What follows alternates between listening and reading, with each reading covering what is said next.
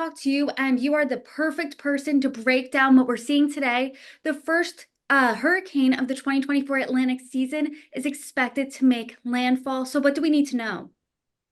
Well, it's still pretty far out from making landfall right now, but I'm more concerned at this moment about what we're seeing in the Caribbean because we have, at the time of this recording, a category 4 hurricane, and it's July 1st. That's just unprecedented. It actually was a category 4 as early as June 30th. Brittany, we just don't see hurricanes, period, this early. We typically expect our first hurricane Atlantic season around August 11th.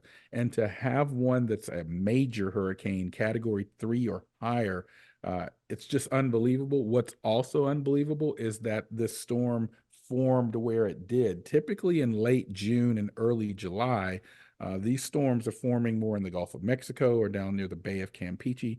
They aren't forming in what we call the main development region, that region, in the Atlantic where we typically see storms later in the year as they're coming off of Africa and become storms. So, and to top that off, to give you the sort of trifecta, if you will, it's so far south or equatorward. This thing's very is close to Grenada and Barbados and Trinidad and Tobago and the northern shores of South America. Just unbelievable to have a storm that far south. But you're right. As we look to the future, we do have to keep an eye on a potential landfall in Mexico and perhaps ultimately in the U.S. as well. So, let's talk about these unprecedented factors first. Why are we seeing it so far south? I think that's a question that many of us in the field are asking as well, because we don't see these storms that far south, and we don't typically see these storms forming in the main development region at this time of year either. So here's what's going on, Brittany. One, we transitioned from an El Nino to a La Nina. So La Nina means they're colder than normal waters in the eastern central Pacific, and that affects the wind shear patterns, believe it or not, in the atmosphere. Hurricanes like low or less shear. They form better when there's not a lot of change in wind speed or direction as you go up in the atmosphere, because it tends to rip them apart. They like to stay vertical in terms of their development.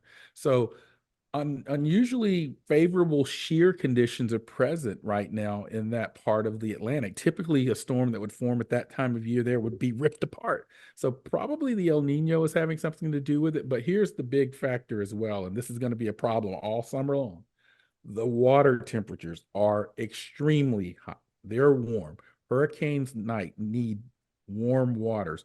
And in the part of the Caribbean and Atlantic that I looked at this morning, water temperature is about 4 degrees warmer than normal. And so these storms have quite a bit of fuel to feed themselves on. So those are the two things that are concerning for me about this particular storm and the rest of the season, frankly.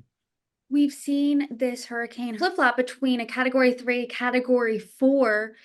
Is that concerning to you? Because I know before in a past conversation, you said sometimes in certain circumstances, a category of a storm is somewhat irrelevant. So, what about here?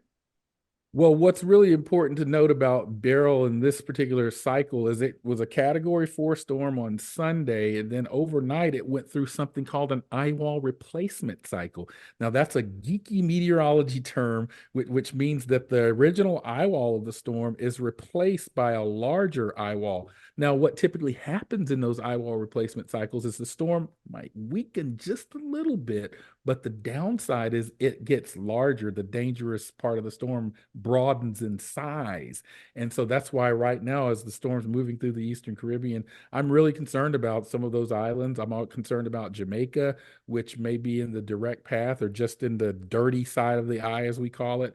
Uh, and as we speak here on July 1st morning, storm has intensified back to category 4, and we typically see that after these eye wall replacement cycles. Now, as it gets further into the Western Caribbean, I do expect possible weakening, and also as it moves across the Cancun parts of Mexico, because it'll be over land for a while. But then when it gets back out of the water in the Gulf of Mexico, we might see it strengthen again. And that's where we have to keep an eye out, because the models are not, it's still far out for US impact right now. It's probably later this weekend.